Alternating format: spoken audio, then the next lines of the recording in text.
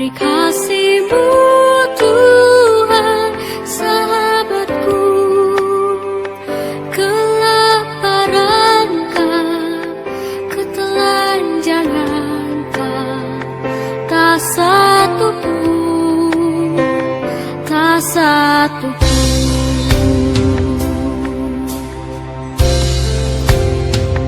Apa yang akan memisahkanku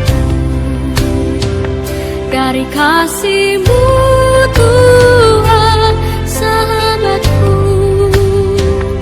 Aniayakah, penderitaanKah, tak satu pun, tak satu pun.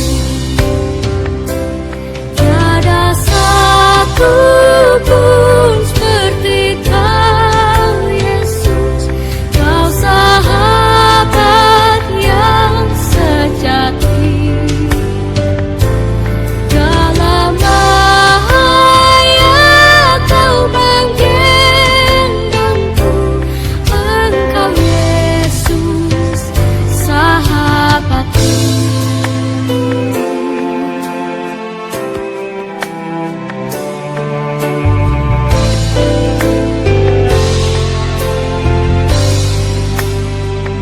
Apa yang akan memisahkanku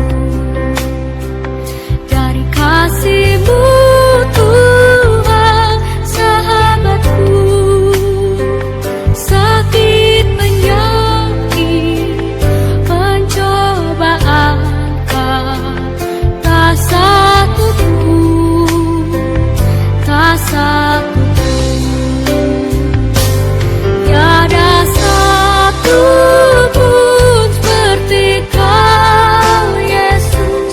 Kau sahabat yang sejati. Dalam bahaya Kau menggendongku. Engkau, Yesus, sahabatku.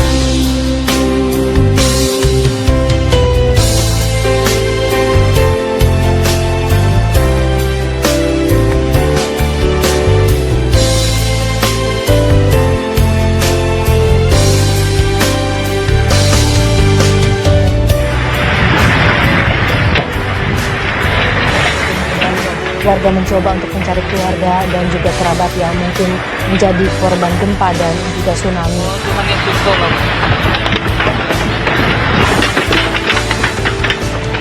Ada satu pun seperti Kau, Yesus. Kau sahabat yang sejati. Dalam bahaya Kau menggendongku. Engkau, Yesus, sahabatku. Engkau, Yesus, sahabatku. Engkau, Yesus, sahabatku.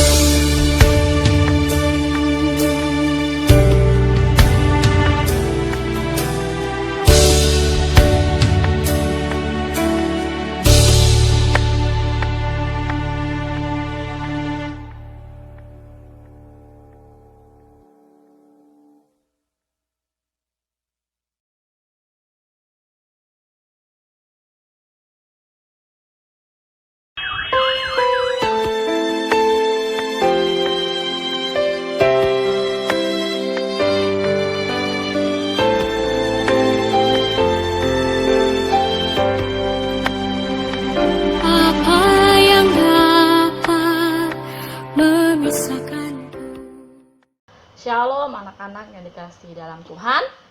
Kita kembali dalam ibadat takrama di Philadelphia ini ya. Sebelumnya kita akan berdoa. Kami bersyukur Tuhan buat hari ini, buat kesempatan yang sudah Tuhan berikan bagi kami untuk mendengarkan firman-Mu. Tuhan berkati anak-anak-Mu yang ada di rumah, biar mereka terus rajin, terus mau dengar-dengaran akan firman Tuhan, bahkan mengerjakan tugas setiap yang diberikan Bapak Ibu Guru. Berkati hamba-Mu yang akan menyampaikan firman Tuhan. Terima kasih Bapak. Dalam nama Tuhan Yesus kami bersyukur dapat mendengarkan firman-Mu. Haleluya. Amin.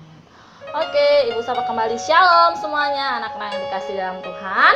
Oke, kita kembali lagi dalam ibadah tata krama. Bagaimana kalian hari ini? Yang kemarin sudah memenangkan lomba talent week, tentu kalian lebih semangat ya, lebih sukacita ya. Dan bagi kalian yang masih belum mendapatkan juara, jangan bersedih hati. Karena apa? Masih ada tahun depan. Oke? Jangan patah semangat ya, tetap tunjukkan talentamu. SMK bisa dan mantap. Oke? Kita akan mendengarkan firman Tuhan yang terdapat dalam Matius 18 ayat 15 sampai 17. Matius 18 ayat 15 sampai 17. Ya. Matius 18 ayat 15 sampai 17. Tentang apa? Tentang menasehati sesama saudara. Oke. Kita baca ya sekarang. Ibu akan membacanya. Sudah semuanya? Oke ya. Ayat yang ke-15. Apabila saudaramu berbuat dosa, tegurlah dia di bawah 4 mata. Jika ia mendengarkan nasihatmu, engkau telah mendapatkannya kembali. Jika ia tidak mendengarkan engkau, bawalah seorang atau 2 orang lagi, supaya atas keterangan 2 atau 3 orang saksi perkara itu tidak disangsikan. Jika ia tidak mau mendengarkan mereka, sampaikanlah soalnya kepada jemaat.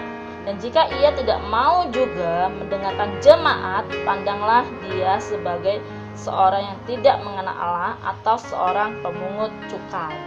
Nah, jika ia tidak mau mendengarkan nasihatmu, pandanglah ia sebagai orang yang tidak mengenal Allah atau sebagai pemungut cukai. Nah, oke. Ada sebagian orang atau beberapa orang yang sama sekali tidak suka dinasihati. Mengapa? Ya mungkin dia berpikir karena aku benar kok, aku nggak salah, ya. Apapun yang aku lakukan bagiku benar. Kedua, mungkin dia merasa bahwa kalau aku ditegur orang, aku malu, aku merasa direndahkan, aku merasa tidak ada kebijaksanaan, aku merasa salah, gitu kan? Mungkin itu menurut mereka, atau ditegur itu sama halnya memalukan. Kan? Karena apa, sebagian orang kalau misalnya ditegur, ya kan, dia akan merasa bahwa aduh aku malu, aku dipermalukan, aku diejek, ya kan, aku merasa seperti dihina atau apa gitu kan. Padahal salah, anak-anak, buang prinsip itu. Kalau kalian dinasehati, ditegur, itu bukan berarti kalian itu istilahnya dipermalukan, enggak gitu kan, merasa direndahkan, enggak.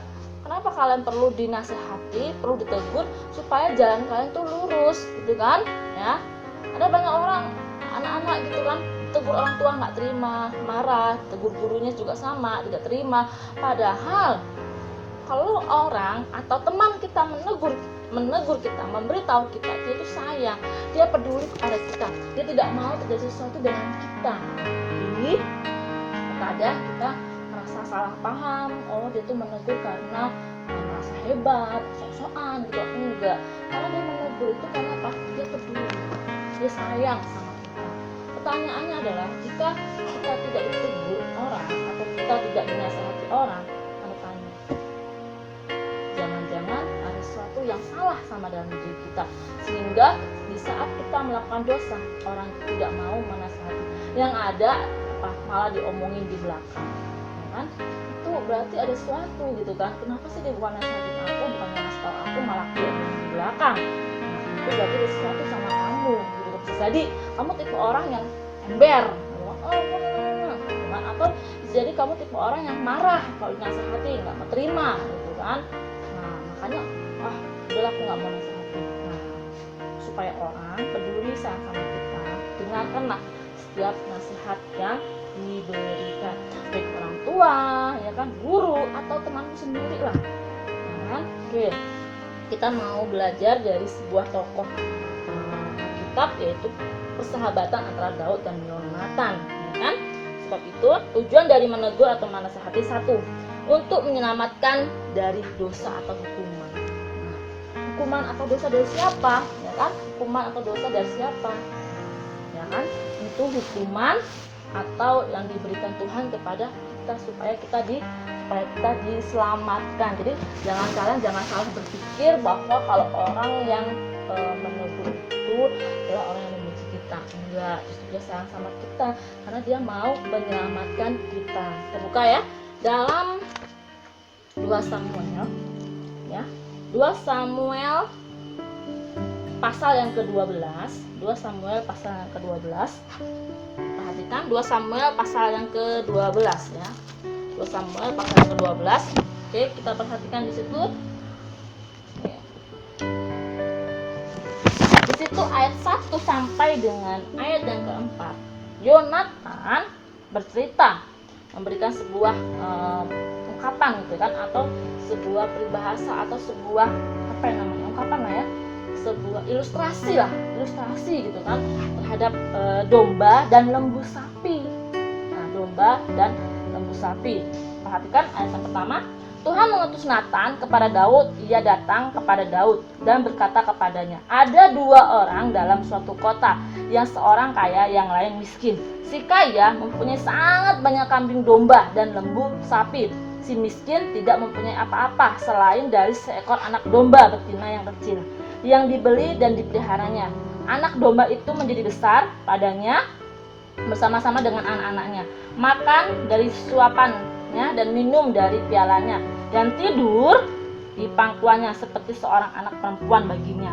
Pada suatu waktu, orang kaya itu mendapat tamu, dan ia merasa sayang mengambil seekor dari kambing dombanya itu atau lembunya untuk memasaknya bagi pengembara yang datang kepadanya itu. Jadi ia mengambil anak domba betina punyaan si miskin. Jadi orang kaya ini mengambil ya kan domba punya si miskin ini kan, dan memasaknya bagi orang yang datang kepadanya itu. Ingat, padahal orang kaya ini punya domba yang lembu yang gemuk kan, tapi dia mengambil milik si miskin. Lalu Daud menjadi sangat marah mendengar cerita dari Natan itu, ya kan? Karena orang itu, dan ia berkata kepada Natan, demi Tuhan yang hidup, orang yang melakukan itu harus dihukum mati, dan anak domba betina itu harus dibayar gantinya 4 kali lipat, karena ia telah melakukan hal itu, dan oleh karena ia tidak kenal balas kasihan. Apa yang dilakukan? Kenapa sih Daud marah? Karena dia merasa bahwa orang kaya ini mengambil bagian punya si miskin, sehingga harus diganti berkali lipat. Padahal Yonatan itu sedang bergambaran bahwa itulah kamu yang sebenarnya. Apa yang dilakukan si Daud ini? Daud mempersunting Batseba. Kita tahu Batseba adalah istri dari seorang prajurit bernama Uria. Nah, prajurit ini sangat setia kepada Daud. Bahkan dia rela menjadi pasukan terdepan, dia rela mati untuk Daud. Di saat Daud ya kan melihat istrinya Uria, pada saat itu Uria sedang berperang, ya kan? Wah, cantik sekali istrinya ini, nama Batseba. Akhirnya mereka melakukan sebuah hubungan zina, ya kan? Akhirnya untuk menutupi kesalahannya, Daud punya ide. Bagaimana si Uria kita jadikan pasukan terdepan biar dia mati. Jadi seolah-olah ya kan si Uria ini mati karena medan perang, bukan karena faktor kesengajaan, bukan kan? Itu menurut pemikiran Daud. Akhirnya apa? Saat perang Uria dipasang paling depan. Padahal Uria adalah pasukan yang paling setia, pasukan yang paling baik, yang taat kepada Daud. Tapi kenapa Daud ya kan rela mengorbankan Uria hanya untuk seorang wanita yang sudah yang sudah bersuami ini, si Batseba ini, karena dia menutupi kesalahannya. Nah, di sini Yonatan mengingatkan kembali kesalahan Daud. Dia menegur karena banyak orang sudah kasih tahu dia, tapi dia masih bodoh cuek gitu kan, nggak mau mengingat kembali dosa yang telah dilakukannya. Akhirnya dengan cara inilah ya kan Yonatan menegur Daud. Disitulah Daud baru dia sadar. Kenapa? Karena dia sadar bahwa dosa yang sudah dilakukannya mengakibatkan anak pertamanya meninggal. Anak pertama dari Batseba, anak sulung dari Batseba, dan dia itu meninggal. Hasil dari dosa itu. Allah menghukum Daud ya kan, dengan pernikahan Batsyeba dan menghasilkan anak, yaitu anak yang pertamanya itu meninggal dunia. Disitulah baru Daud sadar. Nah, berarti tujuan dari menegur satu, supaya kamu ya kan terselamatkan dari dosa atau hukuman. Mungkin Yonatan ini sudah terlambat ya kan, menyelamatkan dosa si Daud gitu kan. Tapi ya kan di sini Daud ya kan terselamatkan akibat teguran dari Yonatan itu sendiri gitu kan. Nah, di sini Daud terselamatkan dari teguran Yonatan. Kalau seandainya ya kan Yonatan tidak menasehati dia, tidak menegur dia, apa yang akan dialami? Tentunya Daud ya kan akan jatuh lebih terpuruk lagi. Oke? Ya, yang kedua apa? Yang kedua yaitu tentunya supaya kita tidak fokus terhadap diri sendiri. Ya, supaya kita tidak fokus terhadap diri sendiri. Ya kan? Kenapa kita tidak fokus pada diri sendiri? Ya. Di situ dalam Roma 15, kita buka dalam Roma 15. Kita buka dalam Roma 15. Ya, kita buka dalam Roma 15 ayat 1. Dikatakan bahwa kita yang kuat wajib menanggung kelemahan orang yang tidak kuat, dan jangan kita mencari kesenangan kita sendiri. Di sini kita yang kuat, kita yang bisa istilahnya menopang lah ya, kita harus menanggung ya kan setiap beban orang. Kita harus mau ya kan, kita harus mau gitu kan menanggung, kita sama-sama menyelesaikannya ya. Kalau kita menasehati, kita peduli sama orang, tidak fokus pada diri sendiri. Ingat, orang yang fokus pada diri sendiri orang yang egois ya. Kalau kita mau peduli, mau menegur sama orang, berarti kita peduli terhadap teman kita yang jatuh. Jadi sini ibu berpesan kepada kalian, kalau kalian melihat teman kalian misalnya melakukan sebuah kesalahan ya kan, kalian harus menegur dia. Jangan, Bu, aduh Bu, saya jadi nggak enak loh Bu, kenapa ya Bu ya, gara-gara saya lah dia dipanggil Ibu, gara-gara saya lah dia itu dimarahin Ibu, gara-gara salah dia ketahuan kesalahannya. Loh, bukan karena gara-gara kamu, justru kamu ini sudah menyelamatkan dia ya kan. Kamu tidak fokus pada dirimu sendiri, melainkan kamu peduli kepada orang lain, memiliki sikap empati. Nah, itu penting ya. Bukan hanya simpati aja, yang perlu adalah empati ditekankan. Nah, supaya kamu tahu, aduh, kalau seandainya aku di posisi dia gimana ya nanti ya. Aduh, aku nggak mau lah, lebih baik aku lapor daripada nanti ada apa-apa sama anak ini. Nah, itu bagus banget. Kamu sudah menyelamatkan, ibu bilang tadi, kamu sudah menyelamatkan dia dari dosa. Ya. Dan kamu juga tidak bersikap egois seperti itu ya. Yang ketiga, mengapa tujuan dari kita saling menasehati dan menegur? Untuk saling menguatkan. Ya, jika untuk saling apa? Menguatkan. Kita buka dalam 1 Tesalonika 5 ayat 11. 1 Tesalonika 5 ayat 11.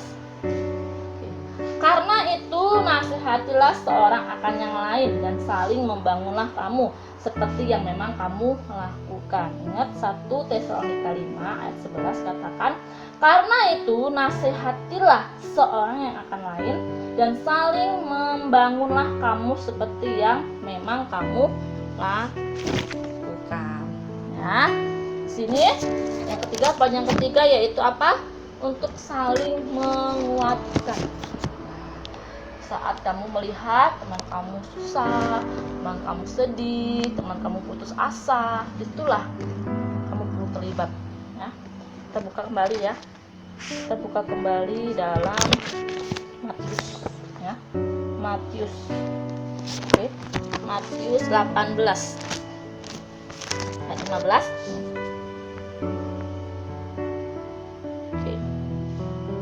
Matius 18 ya, dikatakan, jika ia tidak mau mendengarkan mereka, sampaikanlah soalnya kepada jemaat. Dan jika ia tidak mau juga mendengarkan jemaat, pandanglah dia sebagai orang yang tidak mengenal Allah atau seorang pemungut cukai.